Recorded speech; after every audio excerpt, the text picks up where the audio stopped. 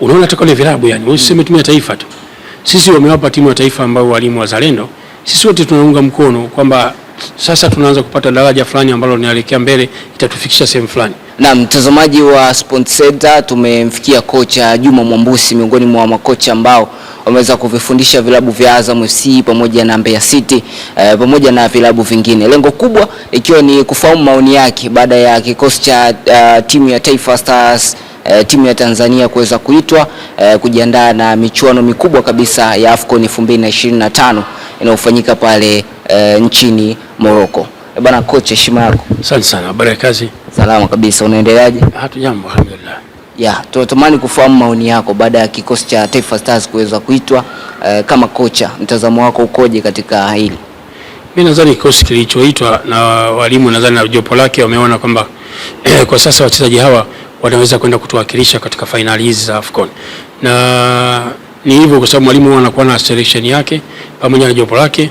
Nadhani wamewaita wachezaji ambao pengine wakienda kukaa wakawekwa na mipango yake ya mwalimu, pengine kwa lile lengo ambalo Tanzania wengi tunalitegemea lifikiwe, pengine tutakuwa tuna mwanga wa kufikiwa katika jengo hilo. Kocha Miguel Gamondi amesema kwamba amepata ugumu sana kuweza kuchagua wachezaji 28 katika wachezaji 53 ambao aliwachagua katika kikosi cha kwanza. Kama kocha, tupe uzoefu pale ambapo unakuwa na squad kubwa katika timu yako na unahitaji kuselect tu wachezaji 12, wachezaji 11 ambao wataenda kuwakilisha katika mchezo. Ugumu unakuwa vipi? Ugumu unakuwepo kama wachezaji wote wamekupa kile ambacho mwalimu unakitaka wakati wa mazoezi. Kwa sababu kikubwa sisi tunaangalia walimu, wachezaji unapoandaa mechi, mwitikio wao na jinsi gani wanavyojitolea uwanjani kujituma, na lile unalowaambia mchezaji mmoja mmoja analishika vipi na kuanza kulifanyia kazi katika mazoezi. Kwa hiyo ule muda ndio unafanya uchambuzi wako na uchaguzi wako pamoja na benchi kwamba jamani, mimi naona kikosi cha watu wa 11 kitatusaidia. Kama mwalimu wa timu ya taifa ameamua kuchukua out of 50 akachukua 28, ni kwa wale ambao wameona kwenye vilabu vyao pengine wamepewa mileage nyingi kucheza katika uwanja na pengine wamezisaidia sana hizo timu zao kufikia malengo ambayo matimu wamezipangia, pengine wameleta ushindani katika wakati wa kucheza, kwa sababu nafasi walizocheza pa nafasi ziko 11, kuanzia namba 1 mpaka 11. Sasa tunaangalia pengine nimeita 11 wa 4. Sasa naangalia katika hao wa 4 wapi ambao kidogo wamekuwa bora zaidi kuliko hao wengine. Kwa hiyo nitawaacha wawili, nitawachukua wawili. Kwa hiyo mimi naona kwa mtazamo wa mwalimu, naona amechagua kikosi ambacho anaona kitamsaidia. Yapo majina mengi sana ya wachezaji ambao yajumuishwa katika kikosi na wadau wamekuwa kizungumza kwa asilimia kubwa kwamba walipaswa kuwa ndani ya kikosi. Mfano wa jina ni Paul Peter, miongoni mwa wachezaji ambao wamefanya vizuri sana na JKT, magoli 5 mpaka sasa hivi katika michezo 10. Je, alistahili kuwepo ndani ya kikosi? Mtazamo mwalimu anategemeana kwamba kuna wachezaji wa professional pengine wakina Mbwana Samata, wakina Msuva, labda wanacheza nafasi moja ambao wanacheza Paul Peter. Kwa hiyo akaona kutokana na experience ya professional hawa waliokuwa professional zaidi kuliko waliocheza ndani umumu katika ligi ya kwetu. Kwa hiyo mwalimu ameamua labda kuwapa kipaumbele wale wa professional kucheza katika hiyo position. Kwa hiyo mimi ninachosema, anaweza kama mchezaji mzuri, amefanya vizuri, magoli 5 si haba, lakini consistent wachezaji wetu tumeshajua. Tunaona mechi inayokuja yenyewe anaweza kaendelea na hiyo au huko nyuma alikuwa anafanyaje. Kwa hiyo mwalimu ameangalia mengi katika kuweza kuhakikisha anaweza kumchagua mchezaji au akamwacha. Ni kweli tunahitaji kuwatengeneza kina Bwana Ali Samata pamoja na Msuva wengine na kuacha kuwatumia hawa kina Samata ambao wapo na tunaona kabisa kwa miaka ya mbeleni ni kama hawezi tena kuisaidia Taifa Stars. Ni kweli. Mimi ninachosema hicho ni sahihi, lakini sasa sisi kwanza wa Tanzania hatujajua soka letu linahitaji nini, kwa sababu kama tungekuwa tunajua soka letu linahitaji nini, tusingekuwa tunawachanganya walimu wa timu ya taifa au walimu wote wa vilabu, kwa sababu leo wakimweka Paul Peter kamwacha Samata, kwa nini ameacha Samata? Unasikia kelele zipo hizo. Kwa nini ameacha Msuva? Unaona? Sasa mwalimu anataka kujenga. Hao walimu waliotoka katika timu kocha ya taifa wamejaribu kuacha wale. Lakini tulisikia kelele nyingi sana. Kwa nini anaacha wachezaji hawa ndio wazoefu, hawa ndio professional, hawa ndio nini, hawa wadogo watawaiga hawa. Sasa kwa nini atakachokifanya mwalimu pengine watu wote watasema sawa sawa na kinini ambacho ataacha watasema sawa. Kwa hiyo mimi nasema Watanzania ni soka letu hatujui tunataka nini hasa, tunahitaji nini. Kwanza washabiki pengine na viongozi pengine wanazingatia vipi hivyo. Kwa sababu kama kiongozi unaongoza soka, watu washabiki wanapiga kelele tu nje. Achana na hizo kelele za mashabiki. Angalia ukisimamia katika msingi unaofanya. Mtangazaji umeona na umesema kitu cha maana kwamba Sasa kuna wakati wa kuwapa nafasi kina Paul Peter ambao sasa wanataka kuja kushika nafasi kina Mbwana Samata. Ana muda gani wa kucheza katika timu yetu ya taifa? Kama kuna mashindano yanakuja baada ya miaka 4 hayatafanyaje? Kwa hiyo mimi ulichosema ni wazo zuri.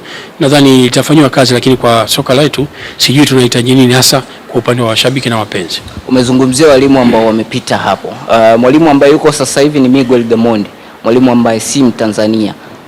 Nyuma hapa tulikuwa na walimu wa Tanzania lakini wameonekana kama wameshindwa kufanya kazi ambayo walipewa. Unadhani changamoto ya kutokuamini walimu wazawa ambao wanatoka hapa Tanzania na kuona kwamba hawezi kufanya kazi ya kuifundisha Taifa Stars na ikapata matokeo, tunaweza tukatibu vipi ili tatizo ambalo linaonekana kwamba tukiwapa walimu wazawa ni kama hawezi wakatupatia kile ambacho tunakitaka? Mimi nadhani kama nilivyozungumza mwanzo ile kwamba ni msimamo wa viongozi wetu kwamba unaona tukale vilabu, yani usiseme timu ya taifa tu. Sisi wamewapa timu ya taifa ambao walimu wazalendo, sisi wote tunaunga mkono kwamba sasa tunaanza kupata daraja fulani ambalo linaelekea mbele, itatufikisha sehemu fulani. Kuna nchi nyingi zimefanyikiwa, hata Morocco ukiangalia timu ya taifa ni Morocco anayeisimamia. Sio kama inapata matokeo yote mazuri tu, lakini kuna wakati inapata matokeo mabaya, lakini bado tu wanasema ni mwalimu labda hapa alizidiwa mbinu, labda alizidiwa kitu fulani, na yeye kama mwalimu anazidi kusoma, anaona kesho nikienda ninafanya nini. Kwa hiyo mimi ninachosema ni kwamba mimi sikuona kama kuna tatizo kubwa sana la kuondoa wale walimu walikuwepo wazawa, kwa sababu mimi nikuona walikuwa on right track, mimi kwa mtazamo wangu kama mwalimu kwamba walikuwa katika njia nzuri sahihi, kwamba wanavyokwenda walikuwa wanakwenda. Hata hii juzi walipoenda kwenye mechi za kirafiki wakawaacha wachezaji wa professional, ilikuwa lengo hiyo target kwamba tuna target mashindano ya mbali. Hao kina Mbwana Samata tumeshaona, tunawafahamu, na kina Msuva tunawafahamu, lakini hao wachezaji wengine wageni waje waige wakina Msuva nafasi zao wanafanya nini, ili wakina Msuva wakija kustaafu timu ya taifa au wengine wako tayari. Lakini sasa kama wao watastaafu alafu wengine hujaweka tayari wachezaji, unategemea Taifa Stars itakuwa nini? Hata mwalimu tumemchukua Gamondi, anaweza asifanye vizuri, lakini pengine amewekwa tu kuwalizisha Tanzania. Pengine amekuja mwalimu hapo kusema wa Tanzania basi kusema wanalaama sana kama nilivyozungumza mwanzo, kwa hiyo kila kitu wanaona wakiweka mtazamo, hawataki kuheshimu, kuthamini, kuona wazawa wanaweza kufanya kitu. Timu ngapi hapa umeziona za ligi kuu sasa hivi imekuwa zina walimu wageni afu baadaye siku mbili wanashindwa? Umeelewa? Bado wanakuja kurudi kwa walimu wazawa. Mwalimu mzawa akichukuliwa kwenye timu, mfano mimi nakwambia, akapewa kila kitu anachoweza kupewa, support kwanza, vifaa, na akapata good salary, mshahara wake mzuri, akasema kile anachokitaka kifanyike, wakakifanya viongozi wetu. Mwalimu wazuri tu hapo, na mwalimu ambaye anakaa tu bila ushindani na kutamani kufika mafanikio. Hakuna mwalimu Mtanzania mimi nadhani ambaye anaenda kwenye timu kusema ninaenda kufundisha tu afu sijui au mimi nishindwe kwa sababu ni mzawa. Hapana, hamna mwalimu yule. Lakini kingine kwa walimu wetu ni lazima nao wajiamini. Tusimamie misingi ya kazi yetu. Kazi ya ukocha na misingi yake. Na sisi tumesoma professionalism, kwamba lazima tusimamie katika misingi yetu. Unatengeneza timu, viongozi wakupe heshima, wakupe nini? Kwa sababu mimi siwezi kutengeneza timu ambayo labda pengine discipline mbovu, ambayo pengine viongozi wana entertain. Baadhi ya viongozi wanaweza kawa anakwenda kwa mpira ana mapenzi na mchezaji. Mchezaji anafanya utovu wa nidhamu, lakini mchezaji bado anampenda yule kiongozi, anampenda bado mchezaji. Sasa mwalimu unavyokumwambia tumdiscipline, anaweza kawa simdiscipline yule mchezaji. Kikubwa sasa kinakurudia wewe kwamba sasa mwalimu ukifika mazoezi tena yule mchezaji atakuona, atakudharau kwa sababu anaona atanifanya nini? Mimi nimefanya kosa, lakini viongozi wanasema ajumuishe kwenye timu, twende tufanye hivi. Kwa hiyo ni vitu ambavyo vinachangia vingi, tusiwalaumu tu makocha wazao kama hawawezi. Mimi naona wanaweza. Na tumeshafanya hivi, tumeprove hivyo. Kwamba tumekaa hapa wakati tunafundisha wengine timu zingine kama Tanzania Prison mfano, tumekuwa nao tumeshika nafasi ya pili. Tulikuwa tushika nafasi ya kwanza, lakini bahati mbaya sana kama unajua soka letu na mambo mengi. Lakini tumekwenda, walimu wameletwa wazungu, Yanga yuko mzungu, Simba mzungu. Hapa tukakaa katikati ya wazungu sisi kama Tanzania Prison, nafasi ya pili. Na kwenda kushiriki mashindano ya kimataifa. Na ukiangalia bado tumekwenda kwenye timu zingine tumeweza kufanya vizuri. Mwalimu akisimamia misingi yake akafanya, akapewa facility. Kwenye timu nilizofundisha nilikuwa napewa ushirikiano mzuri, napata kile ninachokihitaji. Kwa nini nisifanye vizuri kama mwalimu? Kwa hiyo mimi ninachosema wazawa, picha hiyo nimekupa ndogo sasa. Wawalete hao walimu ambao kuja wageni kwenye vilabu vya kawaida ambao pengine wameshika nafasi ya pili au ya tatu. Pengine walimu wazawa ni kama hawawezi kusimamia misimamo yao, ndio maana inakuwa rahisi pia kuingiliwa maamuzi.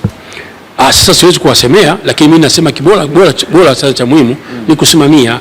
Tusijali kusema nini, sisi tunahangaika kupata kazi kwa sababu ni profession, ndio kazi yetu. Lakini unapokosa, mtu mwingine anasema na mimi naweza kukosa riziki, nitafanya nini? Kwa hiyo wasikie tu viongozi, bora anachosema ni wasikie, nifanye. Huo ni unyonge, na huko ni kuharibu taaluma, kwa sababu taaluma inataka usimame katika misingi ile ambayo unaiamini na misingi ambayo umejitengenezea katika kazi yako. Sasa ukitaka kufanya vile ambavyo wanapata watu au wanataka viongozi ulifanye, litakuharibia. Sasa kama wakikwambia ukitupange kikosi, mfano timu ikafungwa, nani anawajibika? Watu wataona nani